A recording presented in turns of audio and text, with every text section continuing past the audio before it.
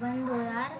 हाँ, तो ये हम आर्टिकल इंडियन कॉन्स्टिट्यूशन का आर्टिकल 128 पढ़ रहे हैं, जिसका नाम है अटेंडेंस ऑफ रिटायर्ड जजेस at sittings of Supreme Court. यानी कि रिटायर्ड जजेस की अटेंडेंस सुप्रीम कोर्ट में कैसे होती है, क्या क्या चीज़ें होती है, सब देखेंगे। ठीक है, आर्टिकल 128 चालू करेंगे ना। ठीक है, पहले मैं पूरा सेंटेंस पढ़ूँ। हाँ, notwithstanding anything in this chapter, the Chief Justice of India यानी कि चीफ जस्टिस ऑफ इंडिया कोई भी टाइम पर with the previous consent of president, यानी कि पहले वो प्रेसिडेंट से कंसेंट लेने के बाद यानी कि परमिशन लेने के बाद, request any person who has held the office of a जज ऑफ सुप्रीम कोर्ट, यानी कि चीफ जस्टिस ऑफ इंडिया सबसे पहले क्या करेगा, प्रेसिडेंट से परमिशन लेगा। उसके बाद कोई भी पर्सन हो जो जज हो सुप्रीम कोर्ट का, हो चुका हो या हो सुप्रीम कोर्ट का और फेडरल कोर्ट का, या फिर वो हाई कोर्ट का जज हो। ठीक है, जज ऑफ सुप्रीम कोर्ट, हाँ, to sit and act as जज of the Supreme Court, every such person so requested shall, while so sitting and acting, shall be entitled to allowance as President may by order determine and have jurisdiction power and privileges of, but shall not otherwise be deemed to a judge of that court।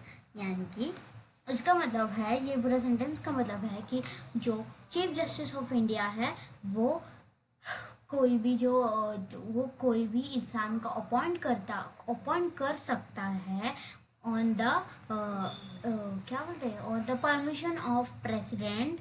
और वो बंदा कैसा होना चाहिए जिसे chief justice of India appoint कर रहा है, वो जज होना चाहिए, सुप्रीम कोर्ट का होना चाहिए, हो चुका हो, रिटायर्ड हो चुका हो, या फिर फेडरल कोर्ट का, या फिर हाई कोर्ट का। ठीक है, और वो जो बंदे को वो chief justice of India appoint कर रहा है वो उनके मीटिंग्स में बैठना चाहिए और ऐसा एक्ट करना चाहिए जैसे कि वो जज है सुप्रीम कोर्ट का। ठीक है, और उसको shall be entitled to president and president में by order determine and have jurisdiction. उसके बाद जुडिक्शन प्राइविलेजेस पावर होगी जब तक का वो उस जगह का जज है, हाँ, और अदरवाइज बी डीम टू जज of that court, provided that nothing in this article shall be deemed to require any person as aforesaid and to said act as judge of that court unless he consents so to do। यानी कि कोई भी इंसान को नहीं बना सकते जब तक का वो इंसान परमिशन ना दे दे। तो ये जो चीफ जस्टिस ऑफ इंडिया जिस इंसान को अपॉइंट कर रहा है उसने सबसे पहले परमिशन देना चाहिए कि वो बनना चाहता है या नहीं, उसके ऊपर ही सब डिपेंड होगा। ठीक है, आगे बढ़ते हैं। ओए क्या हो गया, हमारा आर्टिकल 128 चल रहा है। ओके, चलिए आर्टिकल 128 कहाँ गया भैया तू, हाँ ये रहा। हाँ, और इसके बाद अब आर्टिकल डायरेक्ट 129 आता है। ओके, सो आप लोगों को समझ आया?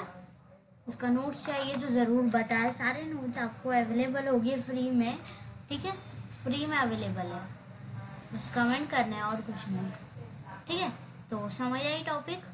समझ आई तो कहना, मैं एक बार बोल दूं आपको इंग्लिश में। ठीक है, chief justice of India, chief justice of India has power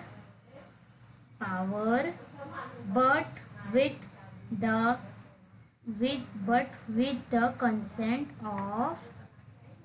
the consent of president, he can appoint any person who was the judge of supreme court or high court or federal court and request him to act as a judge of supreme court for a period of time.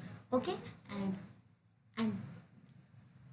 and the judge can, oh god, judge, it will be depend upon judge that if he wants to do he can do, and he has his own permissions and his own consent about the sitting.